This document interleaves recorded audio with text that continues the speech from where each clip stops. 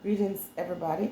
This is bedtime, but I had to forward with this video because I have a packed day tomorrow and I just don't want to take a chance of not, responding to a video that was sent to me by my sister.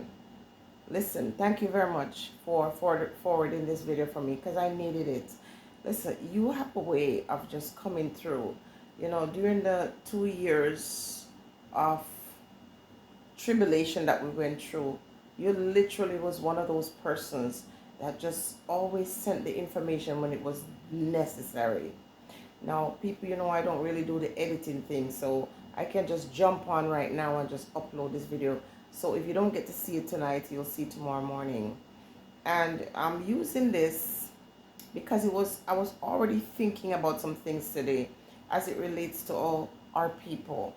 How people tend to want to use us and abuse us, and when we decide that we don't want to be used anymore, whether it's in our personal life, whether it's from family or friends or a complete stranger, when we decide that we don't want to be used anymore, these ones often make us their enemy and they'll demonize us. And I'm still on the topic of Mokko, in spite of the fact that he came out and he made an apology.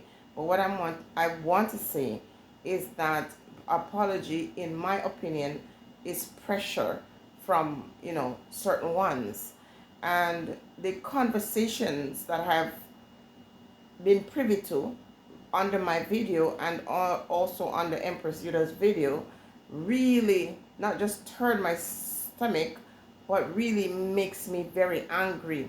Because when you listen to these ones, and a lot of these ones that are talking are foreigners who pretended that they like the Rastaman. Let me say this before I go any further. The Rastafarian have gone through so much tribulation and so many trials in the past. When you think about the Coral Garden incident with the Rastafarians, who the government said, should just be put in a barrel and roll down Boke Hill. And these individuals were, assaulted, were demonized, were disrespected, were had lost their very lives just because of their belief.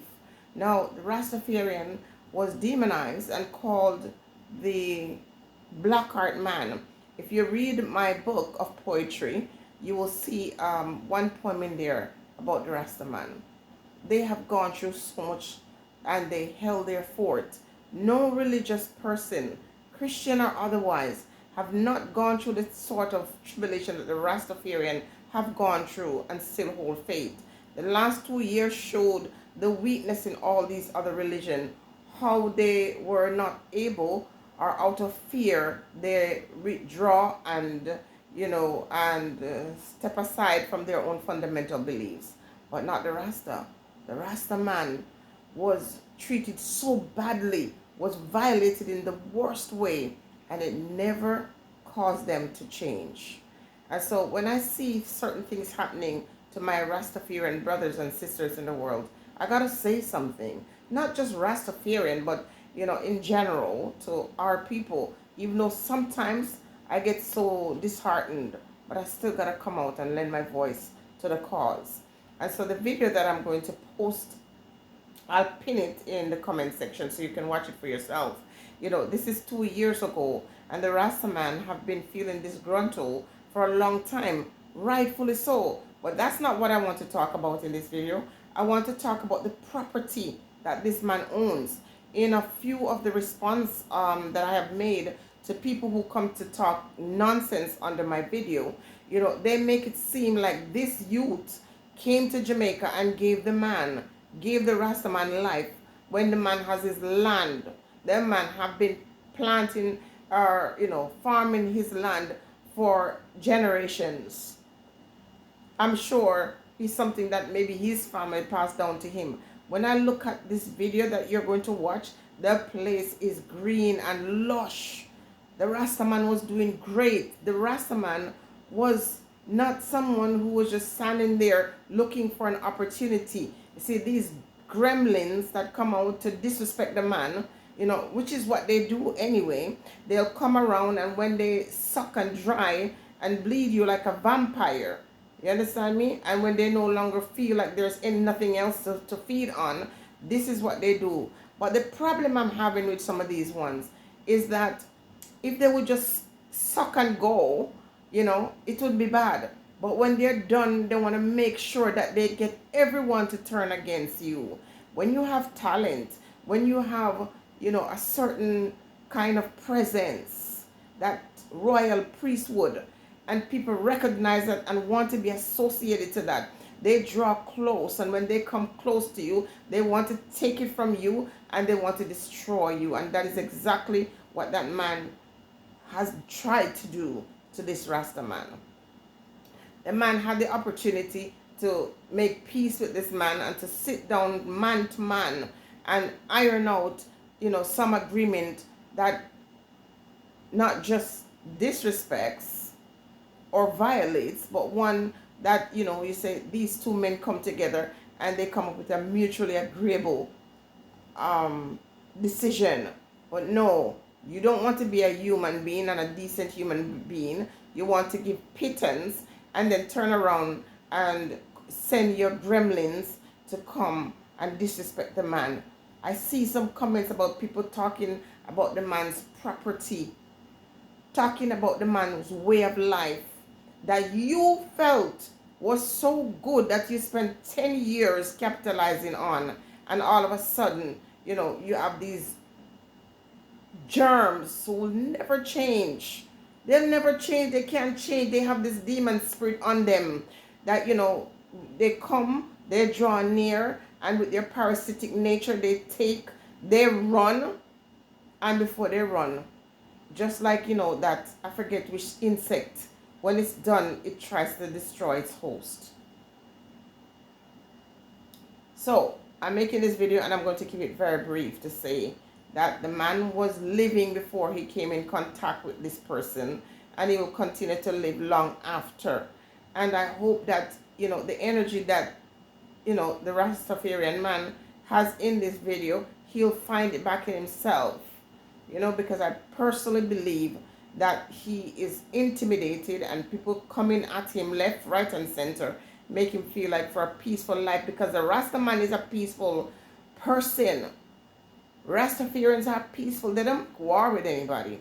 Their doctrine was never to war against anyone. Their doctrine was to educate and to encourage their people to respect themselves, to recognize where they come from, to pay obedience and respect to their forefathers, and to draw to our own idea of God.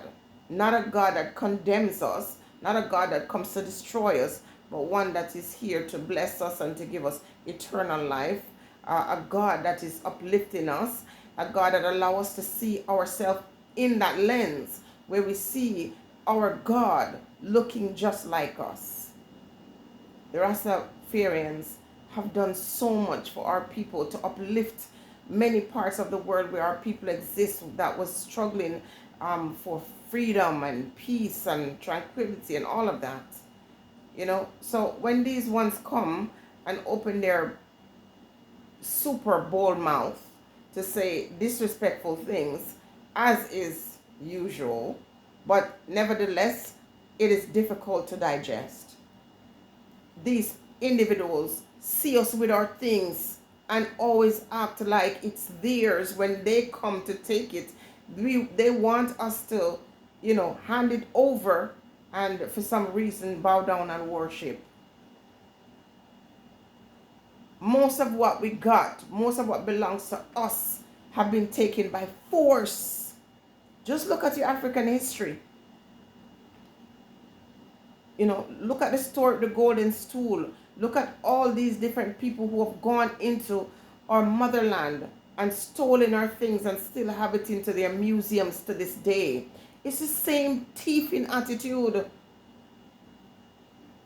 And on top of it, want to beat you and disrespect you when you talk. Because, the bully mentality seems to be something that is ingrained. I see you with something, I have a red eye. It's bad mind, I have a red eye for it. I run out and come, and they always offer trinkets. It's the little trinkets that they went to the Taino people in Jamaica and offer them And before you know it, they were in bondage. It's just that nature is that spirit that still exists, you know. So watch the video. I really enjoy it, and I just love how the Rastaman found his strength in that video. And I want him to get back to that place where he just looks straight into this person's face and just tell him exactly what he feel and not back down, because you know what? There might be a few sellouts who will help fight him, but there are a lot more of us who are here who will support him. So there's no need to fear. Fear no man. Fear no man. Not even God, the Creator, doesn't really want us to fear. That's a lie they sold our people. You know, the Creator does not want us to fear anybody. The God that exists within us doesn't offer us beatings and force us to love and to be in obedience. When we are punished because we don't follow the rules, it's not because this big stick is over our backs. It's just to do with the scale of balance. When you do something, and if it is out of alignment with what the universe or the Most High want for our life, it's going to tip that scale, and it's going to come across as punishment because you were out of alignment. It's not that, you know, there's this Creator who's just sitting there and just looking and wait to punish us. It's not like that. That's just a thought of mankind, especially when it's given to us, written in a text that was used to control our people. So I'm not altogether against that text, because there's a lot of stories in there, people telling their real stories that we can relate to in this time. But there are also a lot of stuff put there to control the people. So when you see people coming up with a narrative where they're thief and wicked, and when you call them out, they try to shift the blame and change the narrative to make it seem like you are the bad one. Watch the video. I completely enjoyed it. And leave your comments and let me hear what you have to say. How do you feel about people who see our people and the things that we own, the things that belongs to us, and want to take it by force, and when we say no to them, all of a sudden they find a way to make us be the monsters when they truly are. Stay blessed, everyone.